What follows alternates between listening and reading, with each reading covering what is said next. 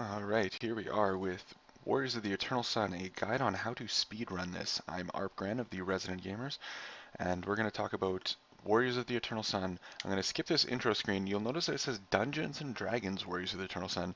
Um, that is because it's based off of Dungeons and Dragons, not Advanced Dungeons and Dragons. And what this means is that the dwarf, elf, and halfling are their own class and race. I've been told that that's how it was in the original game, but I've never played the original game, so I do not know for sure. So before I talk about the best class in the game, we're going to go over the classes. I'm going to give every class sort of a um, 1 out of 5 stars. So cleric is, I'm going to say maybe 2 to 3. We'll give it a 3 because he's got some useful spells. Um, I find I don't ever really use their healing magic, which is their big thing. So a cleric is still useful for their cause great wounds and whatever. They also help you regenerate a lot of health when you're camping, if you're playing just a regular playthrough. And there, I will reveal a lot of information on playing just a casual way to play this game, but I want to go over the secrets that I've found, or not necessarily secrets, but whatever they are that I found about speedrunning this game. The fighter, I would give a 4 out of 5 stars. The fighter is a tank, great HP, does a lot of damage, very useful. Magic user 5 out of 5, definitely, without question. The Entangle spell that you get at level 2 is probably the most overpowered spell in probably any video game ever. It stuns a monster for I think up to 6 rounds, and you automatically hit it and it can't do anything. So at level 2, a magic user can effectively kill a dragon by himself. That is a thing. Now, the Thief is both a 2-star and a 5-star. In a regular, ordinary party, he's 2 stars. Totally not that useful. Or he's really good in a dungeon, and I would recommend if you're going to do a casual playthrough with a magic user, having a Thief is good, because the Azcan dungeon will absolutely kill a magic user because there's a bunch of traps that deal 1 or 2 damage, and on a D4, you might be going in there level 4 or 5, a magic user is not going to last very long. A Thief disarms them, so you won't have to worry about it. A dwarf I'm going to rate the same stars as a fighter. The only difference is I think the dwarf has a higher resistance to poison, which is a very rare status ailment completely to begin with. You're likely never to even see or hear from it in a playthrough. It's possible, but unlikely. But the difference is dwarf has a lower maximum level. The elf is a combination of fighter and magic user. Rolls, I think, d6s on the HP and is essentially dual classed. This is represented by the fact that they have a staggering amount of experience needed to level. I would recommend in a casual playthrough an elf over a magic user unless you're a very skilled player.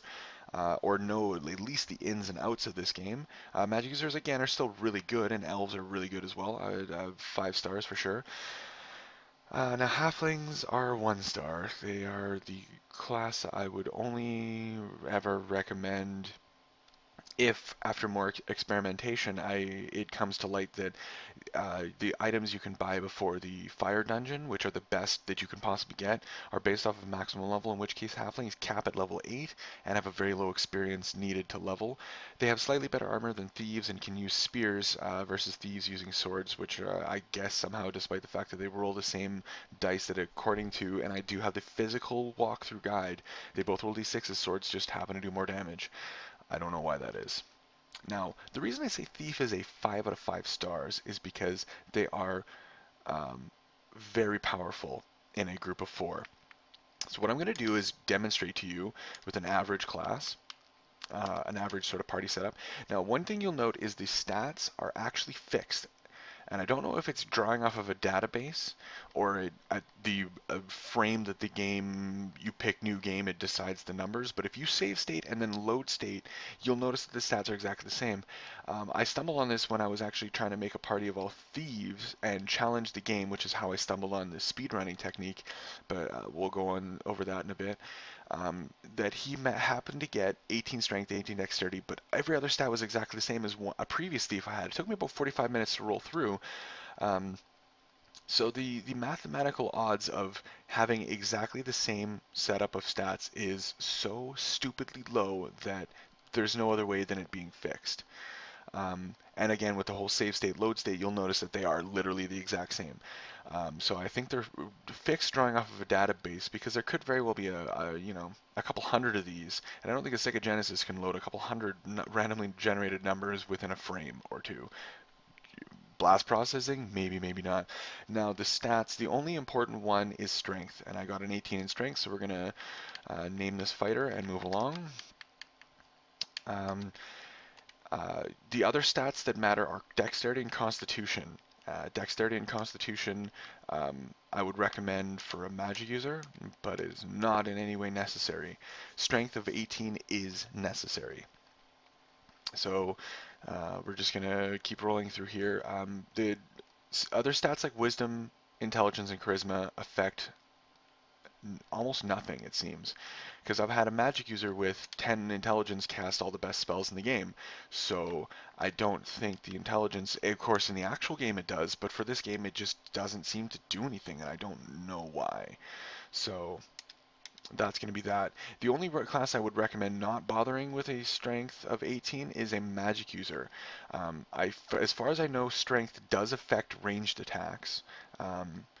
It was only in more modern Dungeons and Dragons that strength, or dexterity rather, affected ranged attacks. I don't know this to be completely true, but I think it is very much true, and I'll show you why I think it is later on when we go through the speedrunning party. The reason I'm doing an average party is to demonstrate to you just how effective this speedrunning party is. Um, because otherwise there's no way to go, oh, okay, well, because a lot of people haven't really played this game.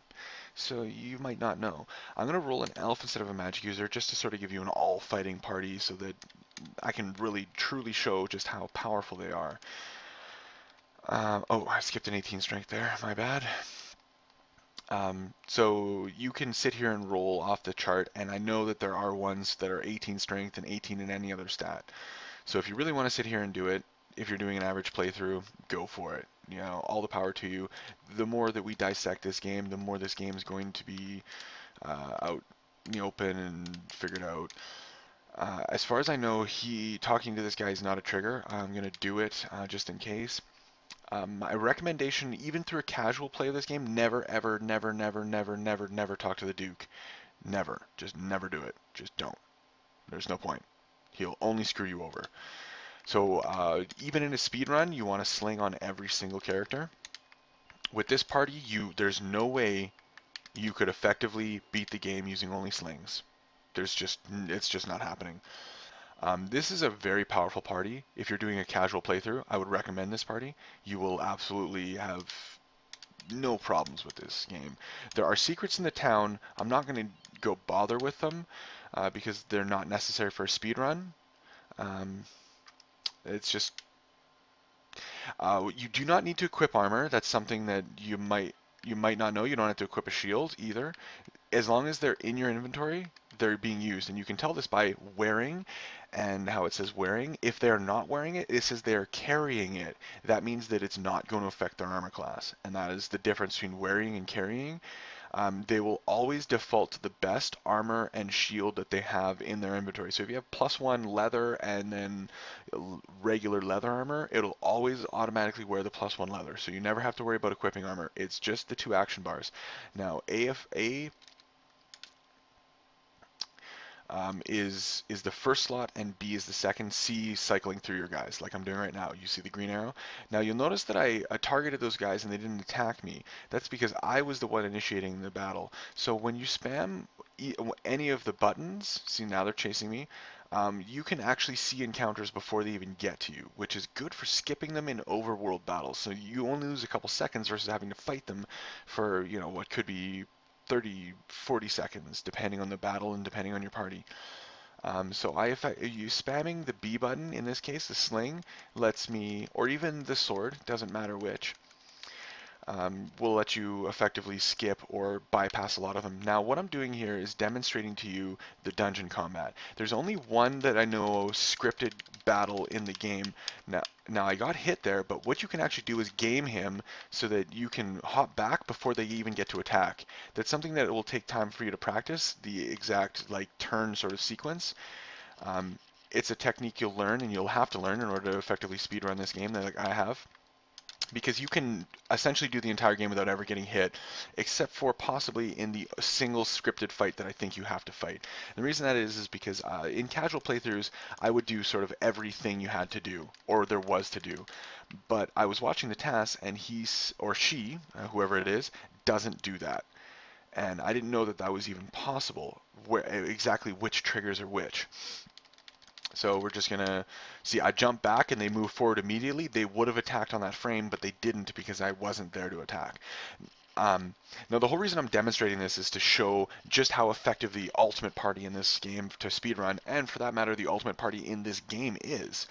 I stumbled on it, and I'll explain more when I'm actually playing them. You see how I'm, kind of struggling, I got him, I killed him. You shouldn't be able to kill tiger beetles at level 1, even in Dungeons and Dragons or Advanced Dungeons and Dragons, unless you have like a +5 Holy Avenger at level 1, which you shouldn't. Like if you ever played Dungeons and Dragons, you shouldn't. You have to be careful. The AI in this in the dungeons is actually quite effective, and they're very tricky, and they'll get you. So cornering yourself in this game is not such a good idea, but can still be really good, especially with the ultimate party.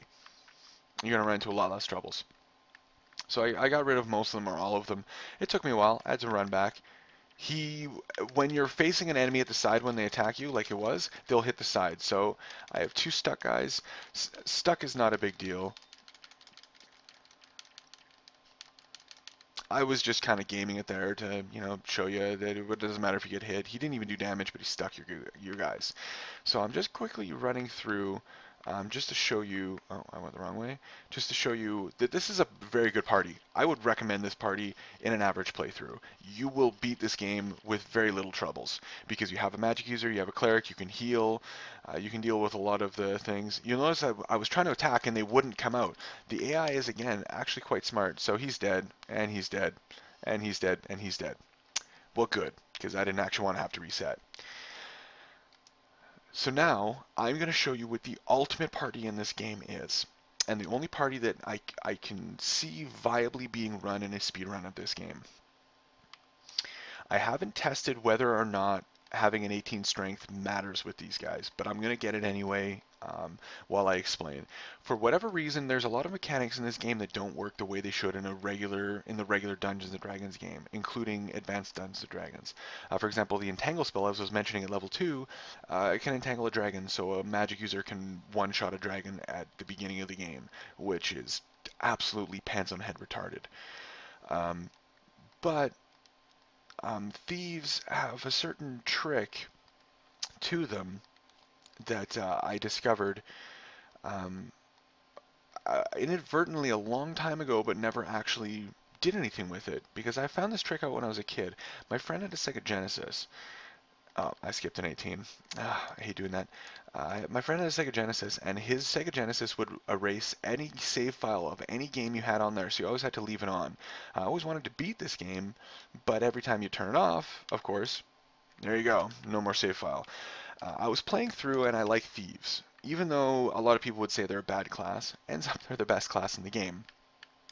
And I'll very much show you why, and why they're the only viable way to speedrun this game. Other than, of course, TAS, but TAS is a different thing altogether. So what happened is I had a thief that was hidden at the beginning of the battle, and all my guys were killed before his turn, but I noticed that when he was hidden, the monsters didn't target him and didn't attack him. So I ran away from the battle and was like, wait a minute. So I went through the entire world map and got to hear all the cool different songs and got to see the different kinds of monsters because, of course, they couldn't attack me. So I could just walk right past them. And then what happened is just recently, as much as a couple months ago, I was like, hey, I wonder what would happen if I did a party of all thieves, because everyone, like anyone who has information on this game, me being one of them and a couple of people on Game FAQs, will definitely tell you that thieves are low end of the scale. I'll even tell you that they're low end of the scale in a regular party. But when they're all thieves, you suddenly come onto, I wouldn't even call it an exploit, but something that was probably a misstep in design or coding, because it makes the game so trivially easy with a party of all thieves that it's almost not even really fun, but very viable for speedrunning because speedrunning isn't about fun. And I again skipped another 18 there. I don't think 18 strength is entirely necessary for this. I haven't tested that yet because there's a lot that I have to test, but I'm putting this video out there for people to help me dissect this game even more, as well as people interested in just wanting to blitz through this game. I skipped another one. That's one thing that is a pain in this game, is looking at all the numbers at once kind of strains your eyes. You'll know what I mean when you start doing this yourself. Um, okay, come on. So as I mentioned, all the stats are fixed. Again, I don't know if it's the frame or they're all essentially just pulled off of a database. Um, come on, get an 18. There we go. I'm not going to screw that one up. So it would be nice if it didn't affect the speedrun needing 18, so then that way effectively you could cut most of that time out of a speedrun. So for a speedrun, I'm only getting slings. I'm not bothering with armor like I did in the previous one, but if you're doing a casual playthrough, you need to get that armor because you will struggle otherwise. With the speedrun, with this party, yeah, you're going to see pretty quick here exactly why you don't need that. So what I do is immediately equip these. I'm going to have to work through the menus. I'm doing this on an emulator with an Xbox 360 controller, which sucks. I do own the physical game, and I will be doing speedrun attempts on the physical game. Now what I'm doing is casting Hide in Shadows, or Hide, as it's just plainly called in this game. You'll know it works when your character glows. And then right above where the green arrow is, right at that sort of position, it will say hidden. Moving while trying to do this isn't going to do you any good because it freezes the game to do it, so just standing here doing it is as good as any. Sometimes it takes longer. I know that dexterity probably affects this, so you know, a higher dexterity helps, but it's even with 18 dexterity, I've had it take this long, so in you can still do it in the town, which is a pretty good thing to do. Should probably skip the text boxes, get in the middle there. It takes a while. So this is the biggest speedrun killer of this game. Now, there we go, hidden, you'll notice he glowed. The biggest speedrun killer is going to be this. So you'll know an attempt is going to be good right off the bat before you even start it, which is kind of good because a lot of games you can get halfway through and just be like, oh great, there's the RNG. For example, Mega Man X, if you're doing, see it right there, first try. Games like Mega Man X, you could really get hit on Storm Eagle and you're already, 15 or 10 minutes into the game, whatever it may be. So at least in this game, you get the notification right off the bat. Whether or not you're going to have effective speedrun. This isn't a speedrun attempt. I'm just demonstrating the mechanics and how this party is so insanely overpowered that you could fly through this game without even really having any struggle. In fact, I've played this game a lot. I've beaten this game tons of times, and I'd like to call myself an expert at this game, both in knowledge and in skill. It takes a lot of practice to get good at the dungeons in this game because it's vital. You cannot sort of skip through it. You have to be really, really good at the dungeons, or you will never be able to beat this game. There's a lot of, positional awareness. There's a lot of frame. You have to basically be watching the frames or watching the timing for the attacks because you can essentially never get hit in the dungeon ever just by knowing what frames they're going to attack on. So that's a technique that you're going to have to be good at. I'm already very, very excellent at that, which is why I'm looking at speedrunning this game. But the information that I had before me was the game is too RNG based. And I watched the tasks and was like, hey, maybe I can improve on the task, but the task is just lightning rod save state spamming. But then I just was like, okay, this game isn't really speedrunnable, whatever. I'll just get over it. Now watch this. You'll notice that I was doing a tremendous amount of damage, and without even having to step backwards, I killed that guy. You didn't hear it because I have the sound effects off, but I killed. See, there's the problem, is that you can get killed really easily with the Party of Thieves. But I essentially killed those guys really fast and really painlessly. Same with these toads. These toads, you can start attacking them when they start walking on. They're dead before they can even turn around and try to get the frame to attack. Because when they're hidden, you'll notice they stayed hidden. I don't know why this is.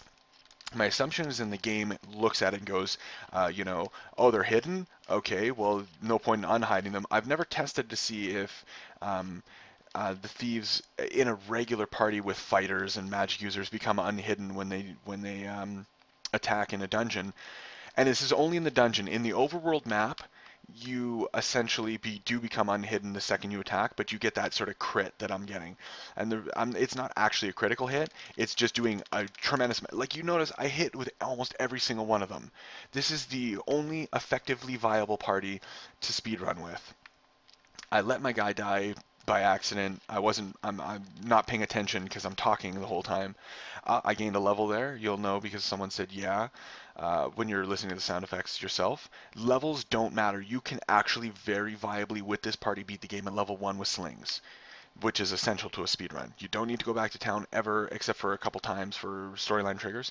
There's only one fight that could be struggled on, and that's the one scripted fight that I know for sure you have to do, and that's right outside the Azcan Temple. Let's see who got the level. Oh, he gained 1 HP. Congratulations. Or 2 HP, whatever. Um, you can do it without armor. You don't need anything. You only need what you need to pick up in the dungeons. You can still go. You could actually play this in game entirely with one single character. So even if you're doing a speed run, you're doing an attempt, a character dies, big deal, because the turns in dungeons go person to person to person to person. It gives a slight delay, and then you're waiting for the frame of the monsters to attack. If you had one character, it doesn't matter because they are the only one attacking. So you can effectively do this game with only one guy. So it doesn't matter if you get a character killed. That's not a run ender. You essentially want to have them all alive because then it gives you a little more leeway. If you get hit while you're hidden in a dungeon, you do not lose hidden. And I've tested that personally. This is again on an emulator, but I have tested this on a physical copy of the game because I do own it and it's like a Genesis. I'm recording this just on an emulator because it's a lot easier for me to do on my computer than hooking the mess of wires that it is to record, and plus it's a lot easier for me with a microphone too, just so you know. And then this is all the information that you need to know. Now, one thing is the random encounters can be skipped and ran away from entirely. Now, you'll notice that that went into battle, but I'm out of battle now. When you actually start pressing the sling button, or any weapon, not the hidden, but any weapon, it'll immediately try to target the closest thing. But as there is no enemy close, you're not going to get. So that way you can help if effectively skip or know when you're going to be attacked in the overworld. There are 3 scripted overworld fights. So I just actually triggered one of the overworld fights. And they're not going to show up. I'm going to end the video here anyway because this is most of the information that I have at the exact moment for us to use.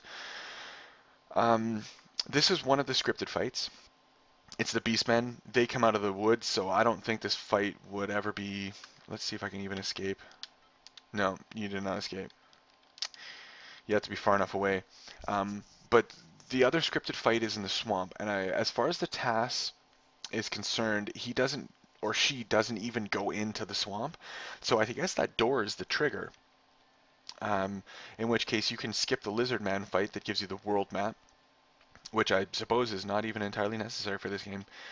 And then the Azcan one is the only one that is RNG based, but because you're hidden, the first 4 of them are essentially probably going to get one shot. It's the ones after that, but we're going to have to see and test out and figure out. The Azcan dungeon itself, I don't know if the traps hitting you makes you unhidden, but as monsters don't, I don't think that's going to be a problem. And the likelihood of you actually not disarming every single trap you walk over with 4 thieves in the party is just mind-blowing. In which case you can take a bit of a different route than the task because you don't have to worry about the traps, and that's why the task runner runs through certain corridors is because of traps. You don't need to worry about that. You completely flip right over them because 4 thieves you're likely to disarm every single trap in the entire dungeon without ever getting any damage. I don't know again if taking the damage from traps is somehow different than monsters. My guess being by how poorly this game's coded in a lot of instances, faithfully to the real game, probably unlikely. So thanks for watching. I am Gren. Hopefully this gives more information that the community would need